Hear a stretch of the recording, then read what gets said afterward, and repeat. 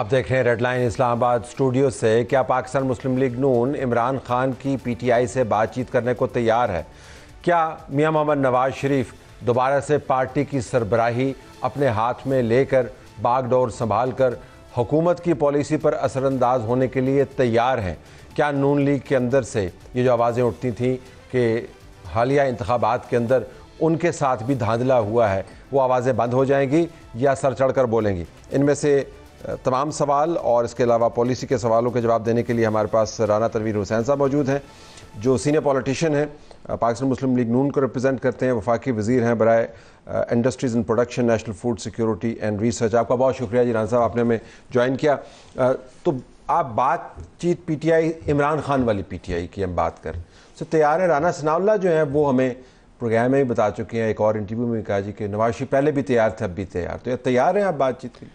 देखिए, बड़ी ये मैं समझता हूँ जो बातचीत है या डायलॉग है या नेगोशिएशंस है, ये एक डेमोक्रेटिक और पॉलिटिकल प्रोसेस का हिस्सा है, इससे कोई इनकार नहीं। और जो पॉलिटिशियन है वो बातचीत करते हैं, लेकिन इमरान खान का जो रवैया है या जिस तरह का उसका कंडक्ट रहा है, जब से उसने एक विजिबल पॉलिटिक्स में आया, पहले तो वो इतना नॉन एंटिटी था, जब उसको थोड़ी सी अमर्ज किया है जिसने भी किया, जो भी लाए, उनके लाने के बाद वो थोड़ा विजिबल हुआ। जब 2014 में धरना भी हुआ और 13 के इलेक्शन में पंक्चर की बात करता रहा, 35 पंक्चर जो बात करता था, या धांधली की बात उसने शुरू की, या बयानिया बनाया, तो वो थोड़ा सा असम्बली में थोड़ी सी उसकी रिप्रेजेंटेशन भी थी, कोई 30+ कुछ लोग भी थे। तो उस वक्त वो जब सरफस हुआ है, तो उस वक्त से लेके आज तक उसका जो कॉन्डक्ट है या रवैया है या एटीट्यूड है, वो नॉन पॉलिटिकल, बल्कि मैं तो फाशिस्ट किस्म का समझता हूँ कि उसका जो रवैया रहा है।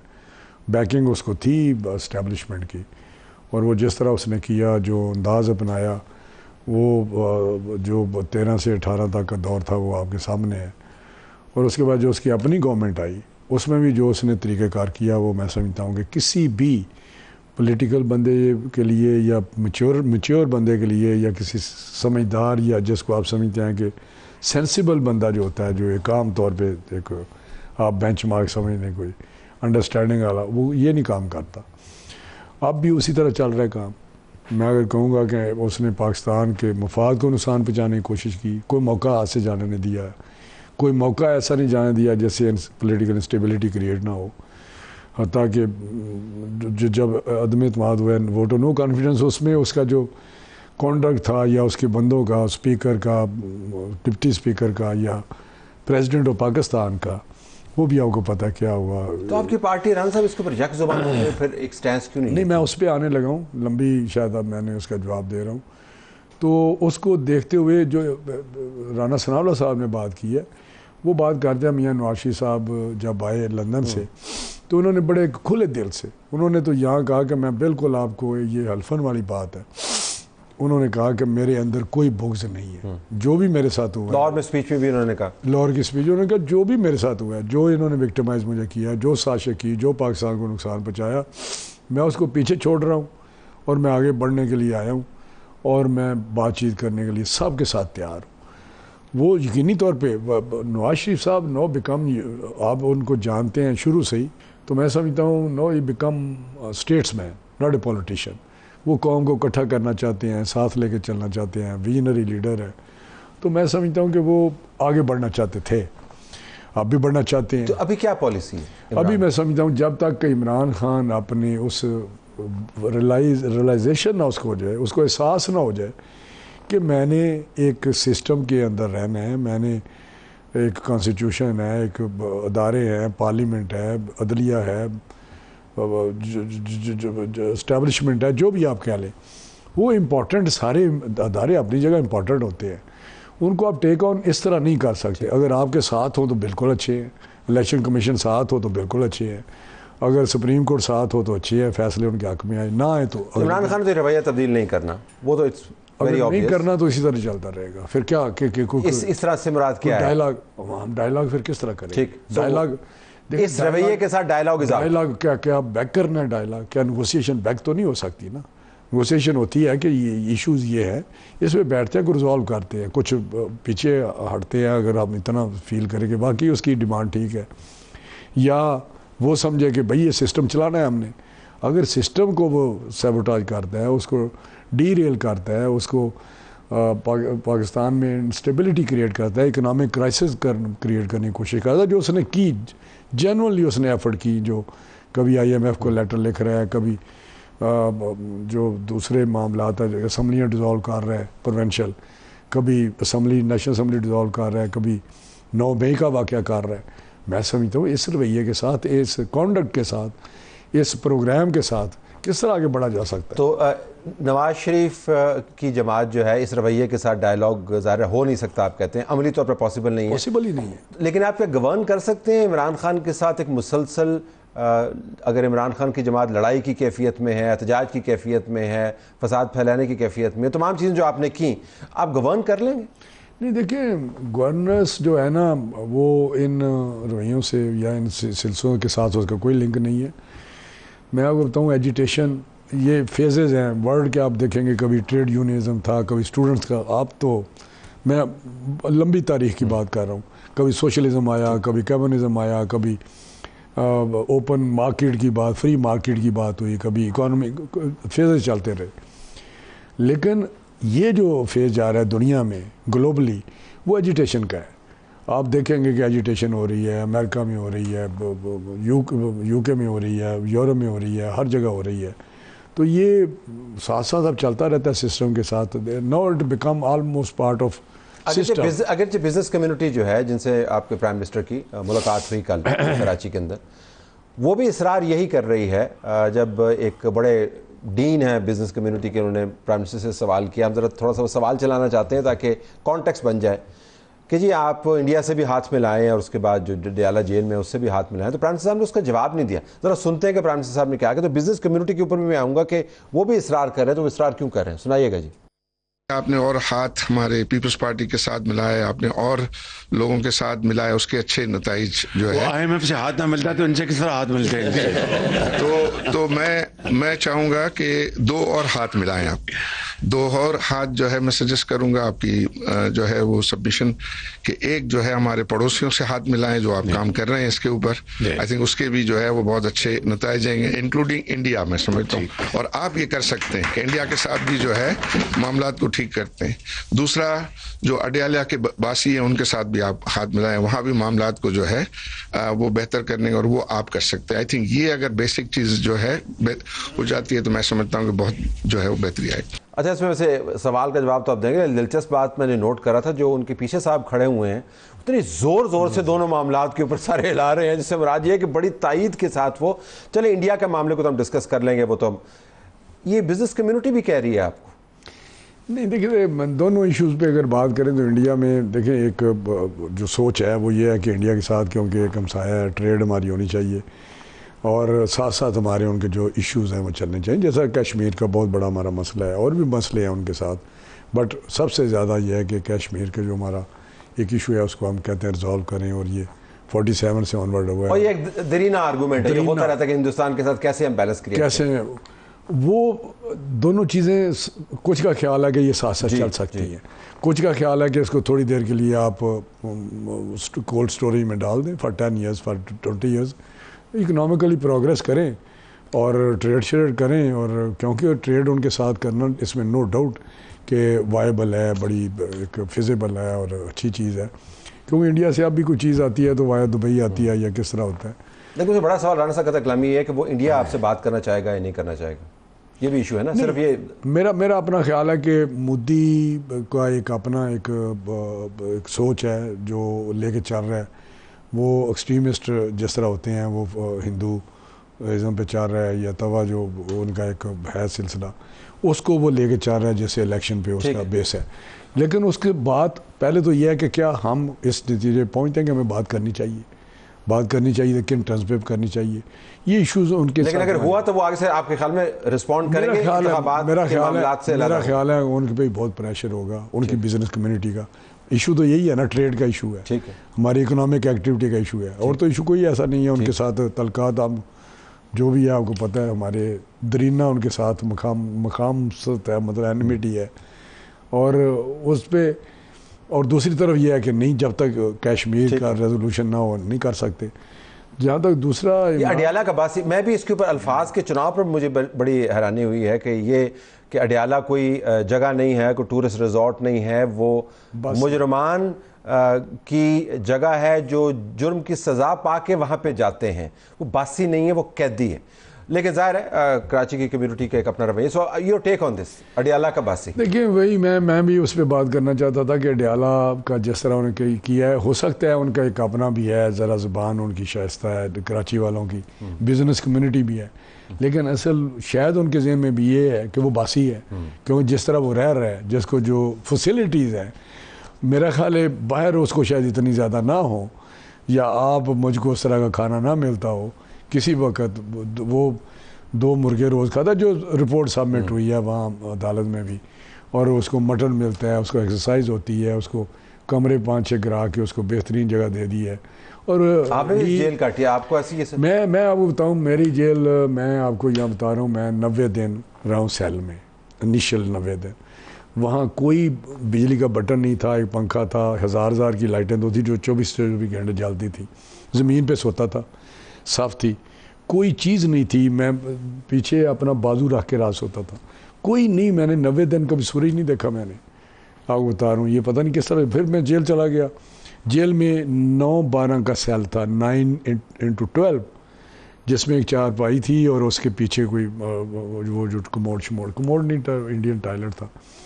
वो 9-12 में ये सारा था, टॉयलेट भी था और ये, और उसमें मैं रहा हूँ कोई मोर देन 1 ईयर मैं रहा हूँ। और वहाँ पे कोई चीज़ ही नहीं थी। सुबह आके वो करते थे, थोड़ी देर खोलते थे दरवाज़ा, जेल में खोलते थे, और थोड़ा सा आगे कोई जगह थी जहाँ बैठ जाते थे, अंदर आते जाते थे। इस तरह की जेल होती है।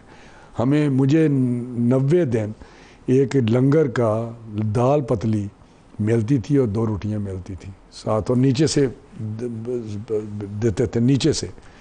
ये मैं आपको बता रहा हूँ कि खाने के लिए दरवाज़ा नहीं खोलते थे, खाने के लिए दरवाज़ा नहीं खोलते थे, स्लाइड इन, नीचे से वो स्लाइड करते थे, एक ट्रे में रख के नीचे से बेचते थे। उसमें गिलास पानी का होता था और 2 रोटियां होती थी, और वो पतला सा होता था सारा। सहूलियात तो फिर इमरान खान के पास काफ़ी हैं। इमरान खान काफ़ी सहूलियात नहीं है, मेरे ख्याल बहुत ज़्यादा हैं। आप थोड़ा सा कर रहे हैं।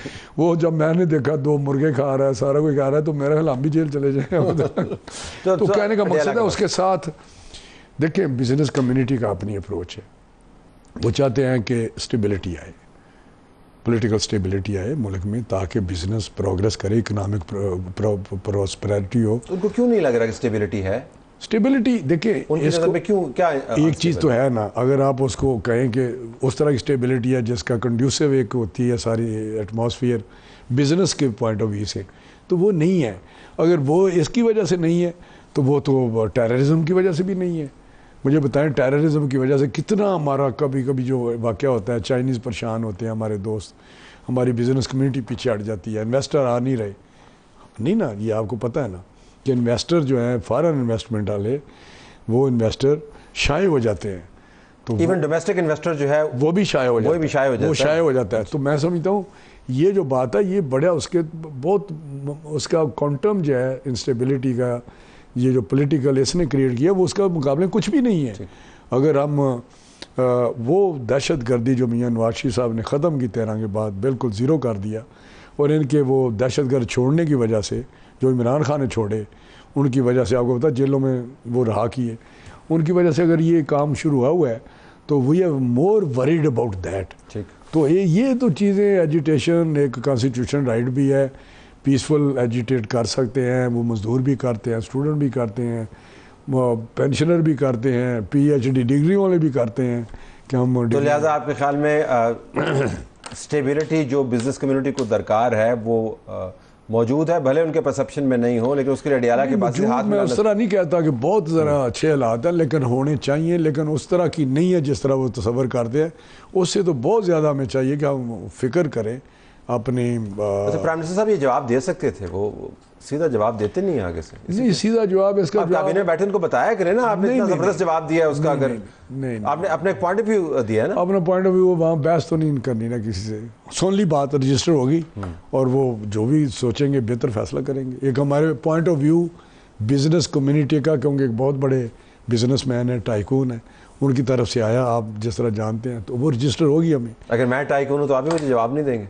नहीं, जवाब नहीं। आप अगर आप मुझे कोई बात कहते हैं, पॉलिसी स्टेटमेंट आना चाहिए। मैं सिर्फ ये कहना, पॉलिसी स्टेटमेंट आना चाहिए कि आपकी क्या पॉलिसी है। उन्होंने अडयाला का बासी का लफ्ज इस्तेमाल किया और इस तरह आगे से पॉलिसी स्टेटमेंट नहीं आनी चाहिए थी ना, जिस तरह आपने बयान किया। मैं उससे इत्तेफाक करूं या ना करूं, but I have a perspective available, ये होना चाहिए। जरा नवाज शरीफ साहब की तरफ आए, क्या पार्टी को वाकईतन अब नवाज शरीफ साहब संभालेंगे बाकायदा एक इंतजामी और इंतखाबी अमल से गुजर के? देखिए, मियां नवाज शरीफ साहब जो हैं वो PMLN के बानी हैं और कायद हैं, वो सब कुछ ही हैं। रहबर समझ लें, कुछ समझ लें, प्रेसिडेंट समझ लें, वो किसी वजूहत की वजह से जो सुप्रीम कोर्ट ये वो सारे जो लाशा बने, सारा कुछ हुआ जो इमरान खान करता रहा, मियां शहबाज शरीफ साहब आ गए और मियां शहबाज शरीफ साहब ने पार्टी चलाई है उनकी गाइडेंस में, उनकी डायरेक्शन में।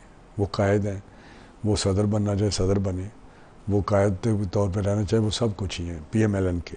उनके अलावा PMLN कोई चीज़ नहीं है।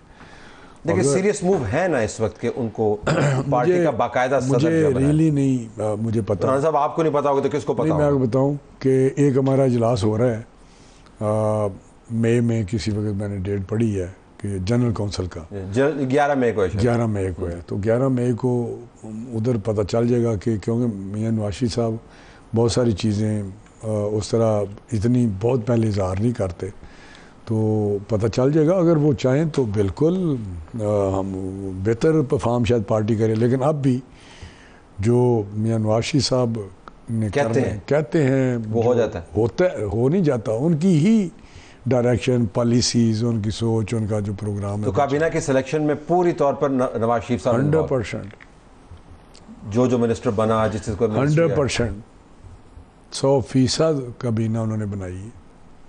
ऑफ कोर्स प्राइम मिनिस्टर का प्रोरेगेटिव है, करना तो वही है, लेकिन उनके साथ बैठ के सारी काबीना। तो कोई बंदा जो बाहर से छुट्टी पे आया है बैंक से, वो भी उन्होंने रखवाया है। जो आपकी पार्टी का मेंबर नहीं है वो भी उन्होंने रखवाया है, सब उन्होंने रखवाया है। तो इसका मतलब है कोई फर्क नहीं पड़ेगा अगर उनके पास पार्टी का ओहदा है या नहीं, या फर्क पड़ता है इससे? देखिए, सिंबॉलिकली हो सकता है कि लोगों के जहनों में हो, लेकिन हमें, हमारी पार्टी को कोई फर्क नहीं पड़ता। We are all loyalist to Nawaz Sharif, सभी पार्टी, जितनी पार्टी भी है PMLN की।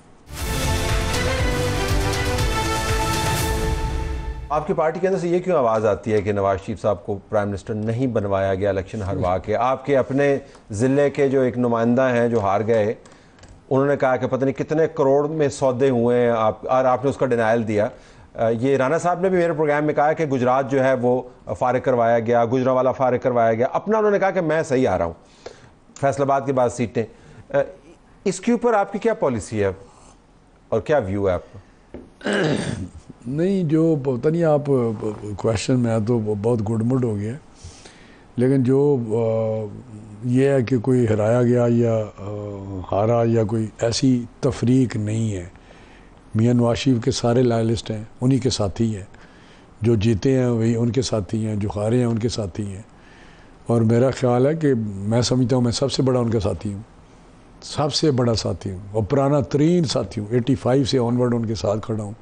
I am the only person in PMLN जिसने 10वां इलेक्शन उनके साथ लड़ा है। किसी ने नहीं पाकिस्तान में लड़ा, किसी ने नहीं लड़ा। कोई 5 के बाद दौड़ गया, कोई 2 के बाद दौड़ गया, कोई 7 के बाद दौड़ गया। तो ये मैं समझता हूँ, ये बात करना, शहबाज शरीफ साहब उनसे बाहर है। शहबाज शरीफ साहब मैं समझता हूँ कि he is loyalist to with Nawaz Sharif साहब। लेकिन वो तो एस्टेब्लिशमेंट का भी आंख का तारा है ना, वो खुद मानते भी हैं। नहीं, आंख का तारा देखें, ये पॉलिटिकल फिलासफी होती है। आंख का तारा उन्होंने कौन सी फिलासफी है जी? नहीं, आंख का तारा तो आपने टर्म निकाली। नहीं, मैंने निकाली, उन्होंने खुद कहा। और नहीं, वो आप तंग करते हैं तो कुछ नहीं कहते। देखिए मेरी बात सुनो, हमारे हाथों के तंग होते हैं। देखिए, एक सोच ये है कि आगे बढ़ना चाहिए। एक इमरान खान काम कर रहे हैं, टक्कर मारो। मेरा ख्याल है पाकिस्तान की सिचुएशन ऐसी है कि हमें सबको मिल के पाकिस्तान को आगे लेके जाना है, इस क्राइसिस से निकालना है। तो ये मैं नहीं समझता कि कोई ऐसी सूरत हाल है कि मियाँ नवाज शरीफ साहब से बाहर कोई चीज़ PMLN की। मैंने इस वजह से सवाल पूछा, पहले सवाल के तसलसल में आपने कहा गड़बड़ हो गया, लेकिन ये तसलसल यही था कि क्या ये सोच है PMLN के अंदर कि नवाज शरीफ साहब को डिलिबरेटली इलेक्शन में उनके साथियों के जरिए उनको माइनॉरिटी जितवा के फार्ग कर दिया? ये कौन कहता है, मुझे बताएं, कौन कहता है? क्या कोई सीनियर एलिमेंट कह रहे हैं? वही है जो इस वक्त हमारी पार्टी के साथ, मसलन मैं नाम नहीं किसी का लेना चाहता, आप ज़रा लिस्ट निकाल लें, वही हैं। अब शायद खकान अब्बासी साहब हैं, उनको क्या मसला है? ज़ुबैर साहब हैं, उनको क्या मसला है? मुझे बताएं ना। मिफ्ता साहब को क्या मसला है? इनको वजारतें भी मिली, इनको प्राइम मिनिस्टरशिप भी मिली, इनको सब कुछ मिला। किसी वक्त नहीं भी होता, कोई ऐसे फैसले होते हैं या सिचुएशन ऐसी आ जाती है।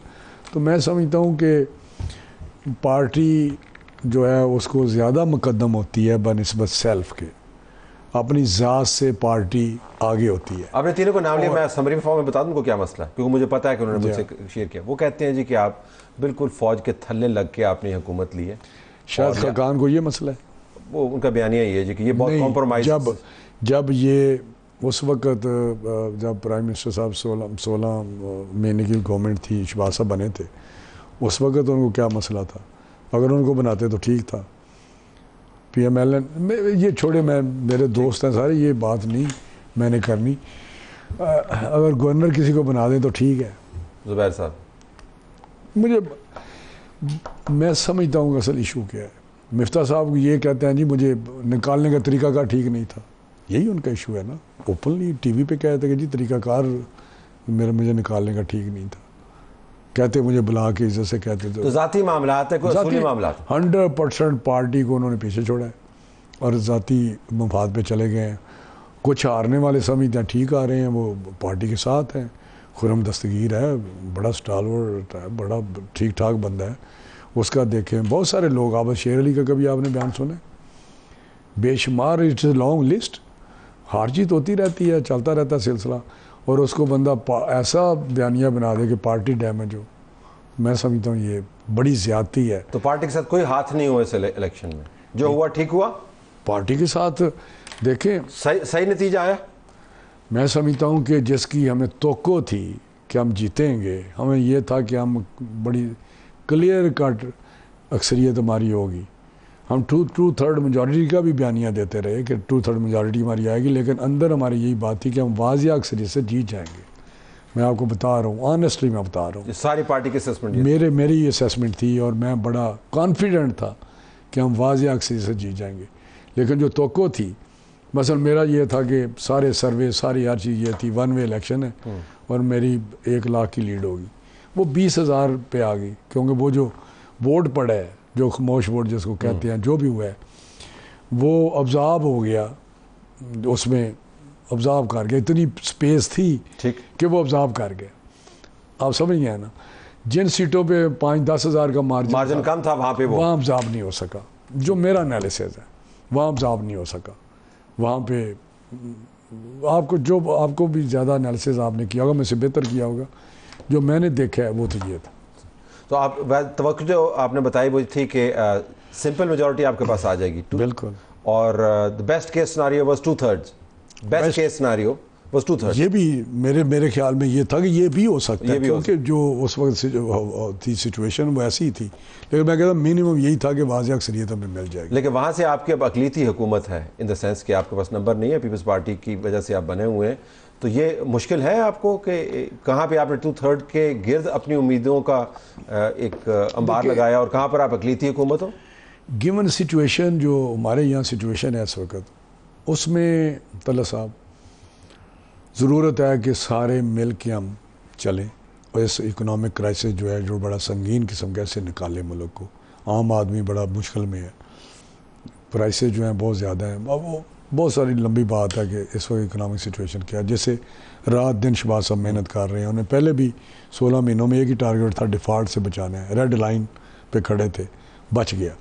अब यह है कि इसको रिवाइवल करनी है इकॉनमी की, जिसके लिए फोकस्ड है। इन्वेस्टमेंट आए, हम कर्ज़ों से जान छुड़ाएं, लोगों को रिलीफ दें।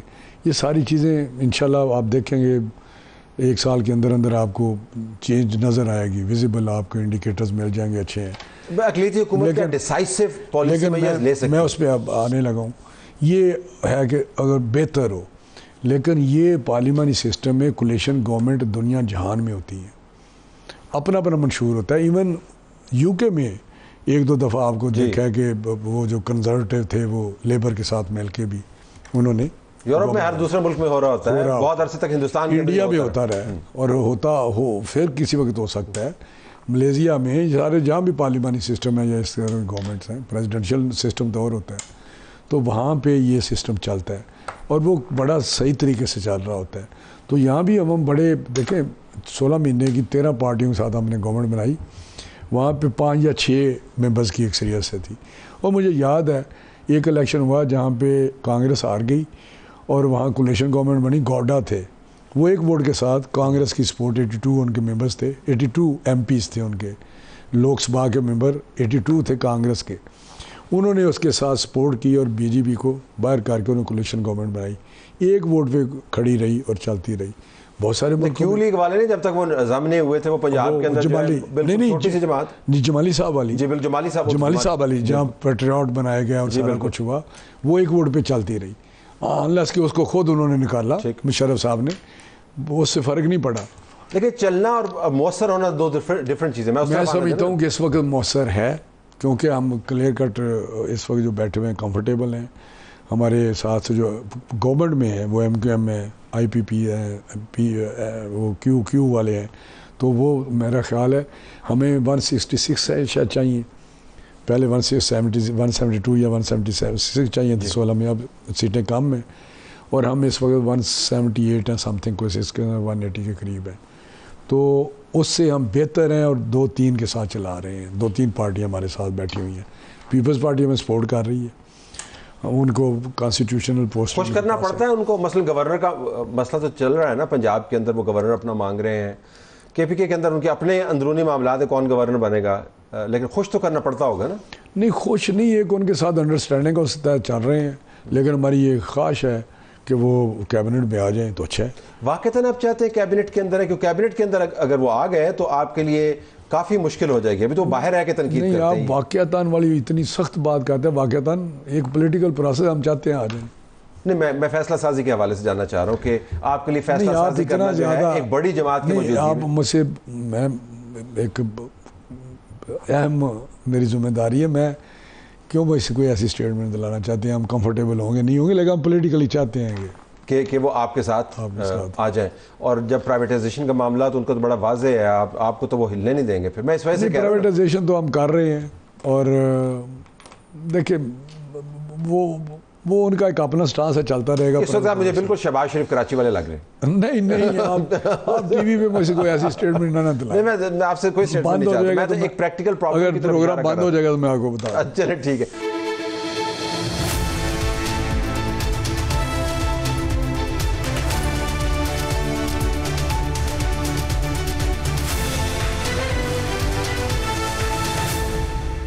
टुवर्ड्स द एंड अगर मैं राना साहब पूछ रहा हूँ, गंदम की कीमतें, किसान जो है वो चलो ठीक है, गंदम तो सस्ती होगी, आटा भी सस्ता हो गया, लेकिन किसान खुश नहीं है। ये क्या चक्कर है? ये आपने तो नहीं इंपोर्ट की ना गंदम? इसमें कोई शक नहीं कि ये जो आप बता रहे हैं वाकई ऐसी सिचुएशन है। मैं खुद एग्रीकल्चरिस्ट हूँ और मुझे बड़ी एहसास है और हम चाहते थे, प्राइम मिनिस्टर भी, हम सारे फेडरल गवर्नमेंट भी, के जो प्राइस फिक्स की हुई है उसकी एक लंबी हिस्ट्री है कि जंप करके बहुत ज़्यादा कर दी गई, प्राइस 4000 पे ले गए और उससे किसान ने बहुत ज़्यादा इसको काश किया और इस दफ़ा बड़ा बम्पर क्रॉप है। पीछे इंपोर्ट भी हुई जो कि नहीं होनी चाहिए थी और उस वजह स्टॉक इतना है 4.1 मिलियन टन अभी भी पड़ा हुआ है पिछला। तो इनके पास बड़ी स्पेस थोड़ी सी उसको प्रोक्योर करें, टारगेट कम हो गए। लेकिन इस टारगेट के बावजूद मेरा जो ख्याल है कि अगर हम प्रोक्योरमेंट शुरू कर दें तो ये इस इंटरवेंशन से प्राइसेस स्टेबलाइज हो जाएंगे। ठीक, लेकिन अभी है सिचुएशन क्या है? सिचुएशन ये है कि 3400 पे 3400 पे अभी भी है और हमारा 3900 है, 500 का फ़र्क है। हर रोज़ ये बढ़ रहा है, रेट बढ़ रहा है। जब प्रोक्योरमेंट होगी 4-5-6 दिन बाद होगी क्योंकि इस वक्त उनका एक अपनी रीज़न है। वो कहता है जी इसका मॉइस्चर जो है मौसम की वजह से बारिशें हुई हैं जी बिल्कुल 16% है, 16 अलाउड मैक्सिमम 10% है, वो ले नहीं सकते। मेरे थोड़ी सी मैंने हार्वेस्टिंग की, इस मौसम में भी कुछ करनी पड़ी, तो जब मैंने एक फ्लोर मिल को कहा तो उन्होंने कहा जी 16%, ये मैं आपको बता रहा हूँ ऑनेस्ट टू गॉड, 16% मॉइस्चर है, हम इसको पहले ड्राई करेंगे, इसको 10 या उससे कम लाएंगे तो फिर आपका उसका वेट करेंगे, वरना वेट का मसला हो जाता है। वेट का मसला हो जाता है। तो ये बड़ी बात तो दुरुस्त है कि एक 3900 भी दें, फिर वो मॉइस्चर वाली हो तो उससे 45 या तो आपके ख्याल में जब इंतजार करेंगे और ये सूखनी शुरू हो जाएगी, मॉइस्चर 10% पे आ जाएगा, प्रोक्योरमेंट का प्रोसेस जो है वो बेहतर हो जाएगा, कीमतें वापस आ जाएंगी? एक वजह जो है मैं ये बता रहा हूँ। दूसरा ये है कि जब प्रोक्योरमेंट हफ्ता 10 दिन बाद होगी, अभी तो आई भी नहीं गंदम, थोड़ी थोड़ी हार्वेस्टिंग हुई है, सिंध में हुई है, लेकिन यहाँ सिंध में प्रोविंशियल गवर्नमेंट ये डिवॉल्व सब्जेक्ट है, टोटल प्रोक्योरमेंट उन्होंने करनी है। हमारे पास पास्को है, पास्को स्ट्रेटेजिक जो है ना रिजर्व्स वो रखता है, जीबी को देता है, आर्म फोर्सेस को देता है, वैसे मुश्किल रेनी डेज़ के लिए अगर कोई क्राइसिस आ गया तो वो थोड़ा सपोर्ट कर देता है। तो मैं समझता हूँ कि वो तो उस तरह नहीं है, उसका कमर्शियल ये एक्टिविटी नहीं है। सूबे करते हैं, उनके टारगेट हैं। प्रोविंशियल गवर्नमेंट सिंध वाले जो हैं उन्होंने अभी की है प्रोक्योरमेंट, उनकी 4000 कीमत है, उन्होंने किस तरह की है क्यों नहीं की, वो भी प्रेशर हम पे आ रहा है, करनी उन्होंने है। वहाँ पे उनके MNAs शोर करते हैं कि जी पास्को तो बड़ा लिमिटेड सा एक प्रोग्राम है, उनके पास टारगेट है थोड़े थोड़े कि मैंने यहाँ से लेने हैं और यहाँ स्टोर करना है। तो मैं समझता हूँ ये इशू बिल्कुल है। मैंने प्राइम मिनिस्टर की डायरेक्शन पे एक लेटर भी लिखा प्रोविंशियल गवर्नमेंट्स को, चीफ मिनिस्टर्स को, कि आप प्रोक्योरमेंट टारगेट भी बढ़ाएं और प्रोक्योरमेंट जल्दी शुरू करें, इमीडिएट का लफ्ज़ है। उससे फ़र्क ये पड़ेगा, इमीडिएट अगर करेंगे तो बाद में टारगेट भले वही हो तो उनकी इंटरवेंशन से प्राइसेस ऊपर आ जाएंगी, जब ऊपर आ जाएंगी तो फिर ऊपर ही रहेंगे। तो किसान को अगर आपने मशवरा देना हो इस प्रोग्राम के तवज्जो, तो आप उनको क्या बताएंगे कि आने वाले दिनों में क्या है? ये सिनेरियो चले हो गया ना कॉम्प्लेक्स पॉलिसी में, ये देखिए सिंध में तो अब टारगेट जो उनका था, जो भी उन्होंने किया, क्योंकि वहाँ अर्ली हार्वेस्टिंग होती है, हमसे पहले कोई 15 दिन महीना हो जाता है। हमारा मौसम इतना है कि ये लंबा हो गया, ये 14 अप्रैल पे तल्ला साहब ये हार्वेस्टिंग शुरू होती है। ये मुझे बचपन से पता है कि 14 को बैसाखी होती है, वहाँ हार्वेस्टिंग शुरू हो जाती है। तो अभी आप दिन देख लें, आज क्या 27 है, हार्वेस्टिंग शुरू नहीं हुई। आज मेरे वहाँ मुंशी ने या मैनेजर, आप अंग्रेज़ी वाले मैनेजर कहते हैं, मुंशी कहते हैं, उन्होंने कहा जी मैंने मशीनें लगाई हैं। तो आई मीन के 5-7 दिन अगर रुक जाएंगे तो ये हार्वेस्टिंग नहीं किसी तरीके से अगर होता है तो ये चीज़ें आपको बेहतर होती नज़र आएंगी। लेकिन अभी तो 1% भी मार्केट में नहीं, ह्यू एंड क्राई वो 1% जो आई है उसके लिए मुझे प्रोक्योर नहीं हो रहे।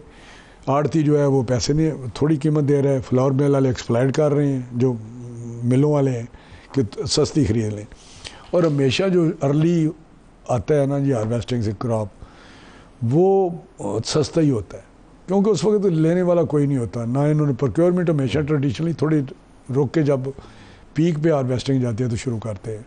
तो मेरा ख्याल है कि 5-7 दिन में ये मामला ठीक हो जाएगा।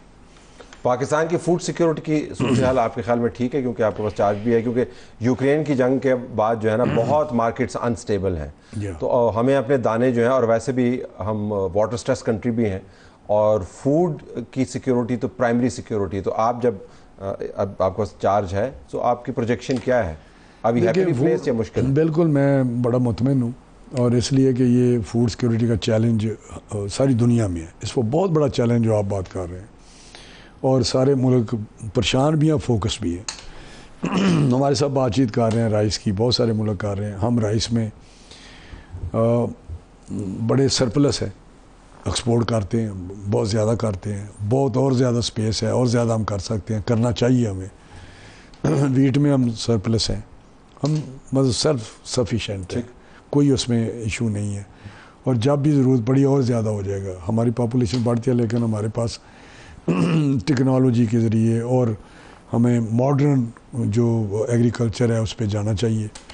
तो मेरा ये चीज़ और बेहतर होती जाएगी। पाकिस्तान फ्यूचर में फूड का प्रोवाइडर होगा, सप्लायर होगा, बनिस्बत फूड सिक्योरिटी हमारे लिए बिल्कुल ठीक ठाक। तो SIFC के प्रोजेक्ट्स में से एक प्रोजेक्ट ये है कि ज़राअत को आपने बड़ी तरजीह देनी है, तो वो भी तो बाहर का इन्वेस्टर भी तो आ रहा है ना जी। SIFC में जो उनका टारगेट है, मैं कहता हूँ ये हमेशा हर गवर्नमेंट को रियलाइजेशन रही है कि ये हमारा बेस है, एग्रीकल्चर हमारी इकोनॉमी का बेस है, हमारी सोसाइटी का है, ये बहुत ज़रूरी है। लेकिन इस एहसास के होते हुए बहुत सारे प्रोग्राम यहाँ नवाज शरीफ साहब ने दिए, किसान को मुराद दी, बहुत सारे इंसेंटिव दिए। शहबाज साहब ने बेनताशा जब चीफ मिनिस्टर थे दिए, बेताशा ट्रैक्टर्स, इम्प्लीमेंट्स, इनपुट्स, सीड्स वगैरह वगैरह वगैरह वगैरह सो ऑन। तो कुछ चीज़ें करेक्शन वाली हैं। तो SIFC ने जो इस वक्त वो इसमें इन्वॉल्व हुए हैं, वो मैं कहता हूँ फोकस्ड है कि जो कल्टीवेशन जहाँ नहीं हो रही, हमारा एरिया बहुत ज़्यादा पड़ा हुआ है, उसको हम और फॉरेन इन्वेस्टमेंट के ज़रिए भी और लोकली भी ठीक कि उसको लाएं और ये फैसिलिटेट कर रहे हैं उसको। कोई पानी का मसला है, कोई नहर नहीं बनानी है या और लेवलिंग करनी है, कुछ भी करना है, तो मैं कहता हूँ ये अच्छा प्रोग्राम है। एग्रीकल्चर पाकिस्तान के लिए GDP में मेरा एक अपना थिंकिंग है जो मुझे पता भी है कि अगर हम पे क्राइसिस आ जाए, हमारी इंडस्ट्री कोई किसी तरीके से पीछे रह जाए, कोई और हो, तो GDP हमारी ज़ीरो हो जाए, तो एग्रीकल्चर से नॉट लेस दैन 1.5 कभी भी GDP नहीं हो सकती। 70% हमारी जो पॉपुलेशन है लिंक्ड विद एग्रीकल्चर, वो फूड सिक्योरिटी उनके लिए 100% है। दाने पूरे होने चाहिए, दाने पूरे हैं। ठीक। ये एक थोड़ा सा सेगमेंट है हमारा पाकिस्तान में। अपर क्लास जो है शहरों में, उसको कोई मसला नहीं है, और अपर मिडिल क्लास को कोई मसला नहीं है। नीचे जो है उनको मसला है, जो सैलरीड पीपल हैं सारे हैं, इस वक्त फूड का मसला है, प्राइसेस का। तो इंशाल्लाह ये चीज़ें ठीक हो जाएंगी, लेकिन किसी चीज़ की कमी नहीं, ना गंदम की कमी है, ना चावल की कमी है, कुछ मैनेजमेंट की है, कुछ इश्यूज़ हैं एडमिनिस्ट्रेटिव साइड पे, हमारे वीकनेसेस हैं। पहले होता क्या था, जो प्रोविंशियल गवर्नमेंट है, जो मिशनरी है एडमिनिस्ट्रेटिव, उनके पास है। हमने एक लेट्स प्रेज्यूम कि मैंने फर्टिलाइज़र दे दी, सफिशेंट फर्टिलाइज़र दे दी, मेरा काम है सप्लाई फर्टिलाइज़र का, मैं दूंगा। लेकिन वहाँ पे नीचे डीलर क्या करता है, क्या होता है, ये DC का दूसरे तीसरे उनका काम है कि वो इंश्योर करें जो फिक्स प्राइस है उसी पे जा रहा है, या होल्डिंग हो रही है, या ज़्यादा कीमत ली जा रही है, ये तो उनके काम है। तो मेरा हाल है वो गवर्नेंस जो है वो इस वक्त प्रोविंसेस में पिछले 5 साल में इमरान खान के बुज़दार साहब थे, तो वो कंप्रोमाइज़ हुई है, मैं आपको बता रहा हूँ, उसको दोबारा ठीक किया जा रहा है। लेकिन ज़राअत वाले जो असल मामला है उसमें वे रोके, ये आपकी असेसमेंट? बिल्कुल। आपका बहुत शुक्रिया, आपने हमें ज्वाइन किया। नाज़रीन, हमारी तरफ से यही कुछ इजाज़त चाहते हैं। अल्लाह हाफ़िज़।